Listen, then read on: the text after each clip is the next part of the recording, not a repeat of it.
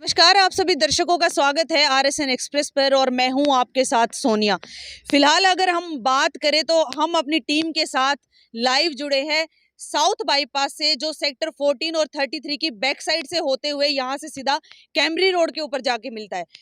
क्या कारण है हमारे इस समय यहाँ पर आने का? सबसे पहली बात तो मैं आपको समय बता देती हूँ। तो समय है अभी 10 बज चुके हैं और यहाँ से अभी हमारे पास कॉल आती है कि पीछे साउथ बाईपास पे घोड़ा फार्म के जस्ट सामने जो ये आप रोड देख पा रहे हो, इस रोड के ऊपर एक ट्रक ड्राइवर के साथ लूटपाट का मामला हमारे सामने आया है। तो सबसे पहले तो आप एक बार यहाँ पर नजर मार के देख लीजिए। पूरे के पूरे रोड के ऊपर आप देखेंगे तो लाइट की कोई भी सुविधा यहाँ पर उपलब्ध नहीं है। लाइट यहाँ पर लगा जरूर दी गई है, लेकिन अभी तक भी जो है ये लाइट कभी भी जलाई नहीं गई। इधर भी लाइट लगी हुई है, दूसरी साइड से जो रोड आ रहा है वहां पर भी लाइट लगी हुई है। हिसार का इतना बड़ा साउथ बाईपास जो कि सेक्टर 33 के बैक साइड से होते हुए जाता है, पूरे के पूरे रोड के ऊपर जो है लाइट की सुविधा के मामले में बिल्कुल जीरो है।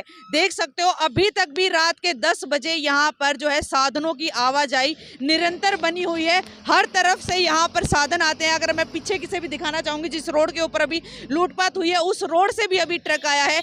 यहाँ पर अभी कुछ समय पहले एक ट्रक ड्राइवर आता है और उसके साथ लूटपाट हो जाती है। तो अभी हमारे साथ एक व्यक्ति मौजूद है, इनसे जान लेते हैं, क्योंकि इन्हीं के द्वारा हमारे पास जो है ये इन्फॉर्मेशन आई थी कि यहाँ पर लूटपाट हुई है।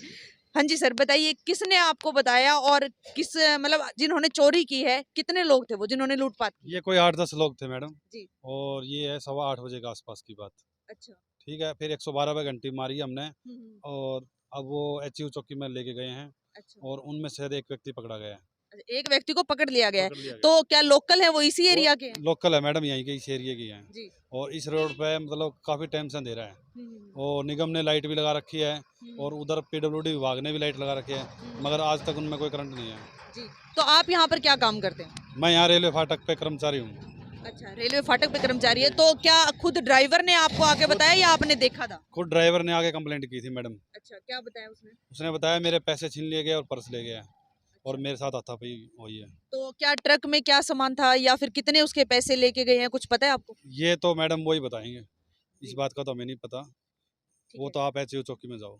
फिलहाल हमारे साथ जो व्यक्ति मौजूद हैं वो यहाँ पर फाटक पे कर्मचारी हैं, जिन्होंने हमें बताया है कि जो ट्रक ड्राइवर है जिनके साथ लूटपाट हुई है वो खुद इनके पास आते हैं और उनका कहना है कि 7 से 8 लोग थे जिन्होंने उनके साथ लूटपाट की है। कितनी उनके पास नकदी थी, कितना उनके पास पैसा था, कैश था, वो अभी तक हमें नहीं पता चला है। उनको यहाँ से जो है जो एचयू चौकी है उसके अंदर ले जाया गया। तो साथ अगर सेफ्टी की बात करें तो मैं भी आप लोगों से ये एक सवाल जरूर पूछना चाहूंगी कि ऐसे सुनसान और अंधेरे रास्ते में अगर किसी मजबूरी से या किसी कारणवश इस रास्ते को पार करना पड़ जाए तो क्या आप अपने आप को ऐसे रास्तों पर सुरक्षित महसूस करेंगे? हो सकता है मेरी ये बात सुन के कुछ लोग कमेंट करेंगे, ये चीजें बोलेंगे कि किस लिए जाना है हमें ऐसे रास्तों पर, लेकिन मजबूरी ऐसी होती है, पता नहीं चलता किस समय कहाँ जाना पड़ जाए। चलिए, ये तो हो गया ऐसा भीड़ भाड़ रास्ता जिसके ऊपर मुश्किल से कुछ ही लोगों का आना जाना होता है। मैं दूसरी तरफ भी थोड़ा कैमरा घुमा के दिखाना चाहूंगी आपको कि थोड़ा कैमरा उधर भी घुमाइए। ये जो है ये है साउथ बाईपास। अगर इस बाईपास की बात करूं तो आप यहां से अभी सिर्फ जो रेलवे फाटक है यहां पर सिर्फ लाइट की व्यवस्था है, उसके बाद आप देख सकते हो पूरे के पूरे रास्ते में बिल्कुल अंधेरा है। इस रास्ते पर तो आवागमन जो है लगातार लगा ही रहता है। तो आप लोगों का क्या कहना है इस बारे में कि क्या ऐसे रास्तों के ऊपर लाइट की सुविधा नहीं होनी चाहिए? क्या यहाँ पर सिक्योरिटी गार्ड नहीं होना चाहिए? क्या आप खुद यहाँ से जाते हुए अपने आप को सुरक्षित महसूस करेंगे?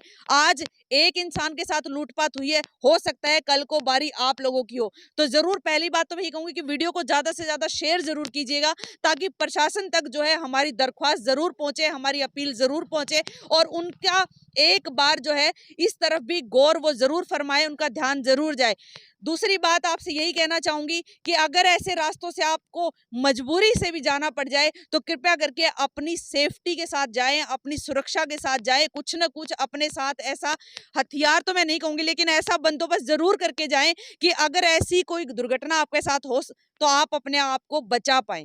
कि जितने भी लोग हैं जो सेक्टर 14 या सेक्टर 33 के रहने वाले हैं उन सभी को तो पता है, लेकिन यहाँ से गुजरने वाले लोगों को भी ये बात जरूर पता होगी कि फाटक को क्रॉस करते ही 100 मीटर की दूरी पर ही यहाँ पर पुलिस चौकी भी है। तो एक चीज सोचने वाली भी है कि इतने पास पुलिस चौकी होने के बावजूद भी अगर लूटपाट हो जाती है तो क्या आप लोगों को नहीं लगता हिसार शहर में जो है क्राइम जो इतनी तादाद में बढ़ता जा रहा है उसके बदले में पुलिस प्रशासन का जो डर है, जो खौफ है, वो भी निरंतर कम होता जा रहा है। आज ऐसी एक वारदात, अब चाहे वाहनों की चोरी लगा लीजिए, चाहे लूटपाट लगा लीजिए, यहाँ तक कि मर्डर भी आज के टाइम में हिसार में बिल्कुल आम बात हो गई है। तो आप लोगों से भी मैं ये जानना चाहूंगी कि आप लोग भी अपनी राय जरूर रखिएगा कमेंट बॉक्स में कि कहाँ कमी है, क्यों प्रशासन ने अपनी आंखें बिल्कुल बंद कर रखी है। फालतू की चीजों के ऊपर अगर मैं बात करूं तो बहुत ध्यान है, आज ये मिनिस्टर यहाँ पर आने वाले हैं, आज वो मिनिस्टर यहाँ पर आने वाले हैं, आज ये यहाँ पर धरना प्रदर्शन चल रहा है, आज उनको रोकते हैं, आज इनको उठाते हैं, आज इनको पकड़ लेते हैं।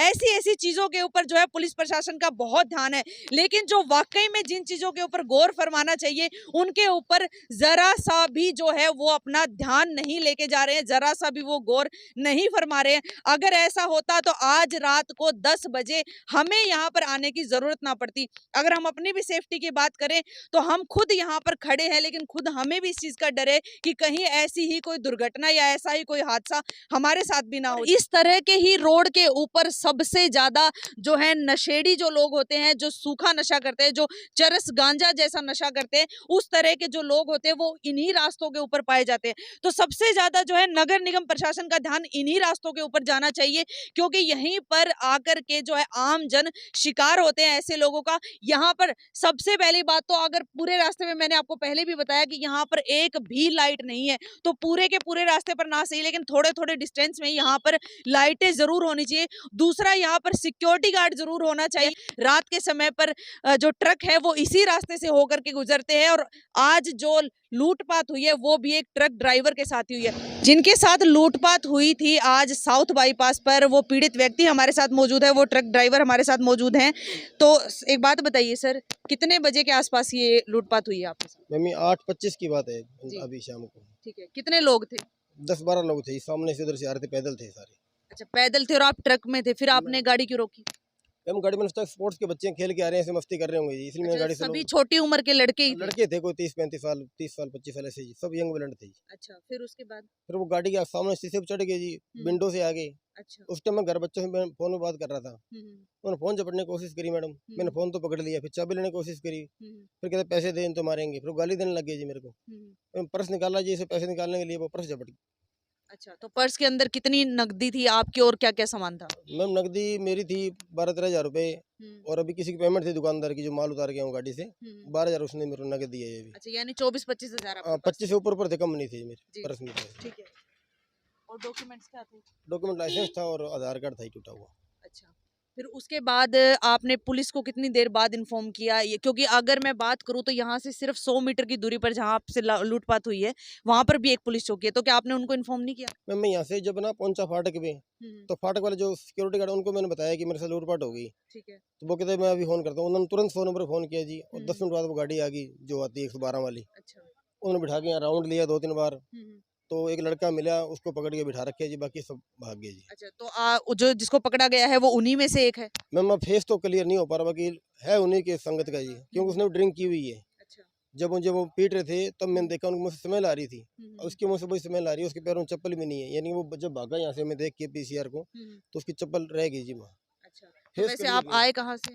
मैं वैसे सिरसा से ही साथ डेली चलता हूँ, मैं अभी आया था डीएन कॉलेज रोड से इधर, मैंने सोचा उधर भीड़ होगी अंदर से, तो बाहर से निकल लेता हूँ। अच्छा, डेली का आपका यहाँ से आना जाना है, तो क्या पहले इस तरह की कोई घटना आपके साथ हुई हो, या इस तरह का कोई छोटा मोटा हादसा, या आपको कहीं डर ऐसा लगा हो कि भाई मेरे साथ कोई दुर्घटना हो सकती है? नहीं मैडम, मुझे कभी ऐसा महसूस नहीं होगी सार मेरे साथ ऐसी वारदात हो सकती है इतने अच्छे शहर के अंदर, मतलब।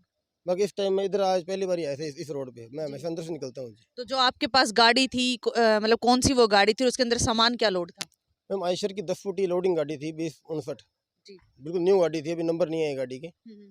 और उसमें सामान परचून था, जैसे कोई ट्रांसपोर्ट की आटा चक्कियाँ थी, कुछ लोहे का सामान था, कुछ ये बास्केट वगैरह सनमाइका वगैरह सब सामान था, परचून में था जी। कोई ठीक है, कागज तो थे। अभी पुलिस की किस प्रकार से कार्रवाई की जा रही है और क्या आप कार्रवाई से पूरी तरह से संतुष्ट है? पुलिस की कार्रवाई अभी ठीक चल रही है। पहले पीसीआर आई जी 112 वाली, उन्होंने बकायदा खूब देखा जी। 2-3 राउंड हमने लिए उस फाटक से इस फाटक तक के। जो मौके मिले दारू पी रहे थे लाइनों में बैठे हुए, तो वो हमें देख के भाग लिए। उनके कप अभी वहाँ मौके मौजूद पड़े हैं, चप्पलें वहीं पड़ी हैं उनकी।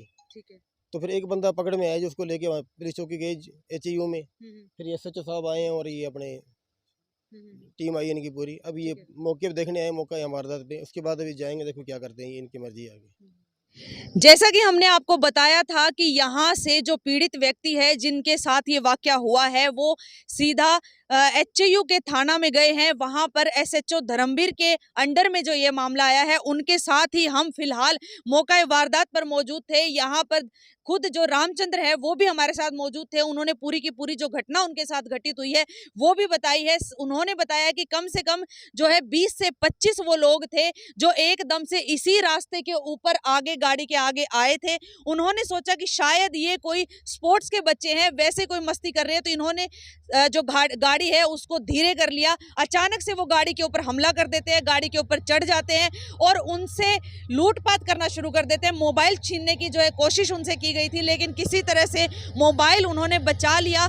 और जब उनसे पैसे मांगे गए तो जैसे ही उन्होंने अपना पर्स निकाला पैसे देने के लिए, तो उन्होंने पूरा का पूरा जो है उनसे पर्स ही झपट लिया। पर्स के अंदर बताया जा रहा है कि लगभग 25,000 से ज़्यादा के उनके पास जो कैश था, उसके अलावा उनके ड्राइविंग लाइसेंस और कुछ ज़रूरी डॉक्यूमेंट्स भी थे। तो अभी तक जो है एक व्यक्ति को शक के बिना पर गिरफ्तार कर लिया गया है और ऐसे जो एसएचओ धर्मवीर है वो उनसे पूछताछ भी कर रहे हैं। उम्मीद की जा रही है कि शायद जो है बाकियों को भी पकड़ लिया जाए, क्योंकि इस रास्ते के ऊपर इस तरह के जो है वाकयात होते ही रहते हैं, ऐसी घटनाएं यहाँ पर होती ही रहती हैं।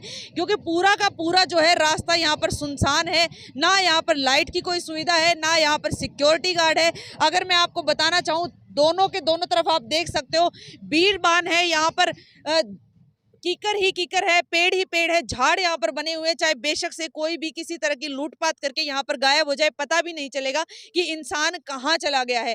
तो एक गरीब इंसान के लिए जिसकी 25,000 रुपए की वो कहीं से पेमेंट उठा के लेकर के आए थे, वो पेमेंट उनको आगे हैंडओवर करनी थी, उसके लिए 25,000 रुपए बहुत ज्यादा होते हैं। किस तरह से तो वो उन पैसों को जो है सामने वाले को दे पाएगा, किस तरह से उन पैसों की भरपाई कर पाएगा। इस तरह के जो वाकयात होते हैं, इनमें आप लोग क्या मानते हो कि किसकी कमी है? क्या नगर निगम की कमी है जिन्होंने सुविधाएं यहाँ पर नहीं दी है, या पुलिस प्रशासन की कमी है जिन्होंने कहीं ना कहीं जो अपना डर, अपना खौफ जो है इन चोरों के अंदर, इन नशेड़ियों के अंदर कम कर दिया है? कहीं ना कहीं वो लोग समझ नहीं पा रहे हैं कि पुलिस का भी कोई डर होता है। आप लोगों का क्या कहना है कमेंट बॉक्स में कमेंट करके जरूर बताइएगा। साथ के साथ नशे से मुक्त करने के लिए अपने हिसार किस तरह के जो है कदम उठाने चाहिए, चाहे वो यहाँ के मंत्री हों, चाहे वो यहाँ के मेयर हों, उनके बारे में भी जरूर बताइएगा। वीडियो को ज्यादा से ज्यादा शेयर करना न भूलिए। मैं सोनिया किसी और खास अपडेट के साथ आप सबके सामने फिर से हाजिर होंगी। नमस्कार।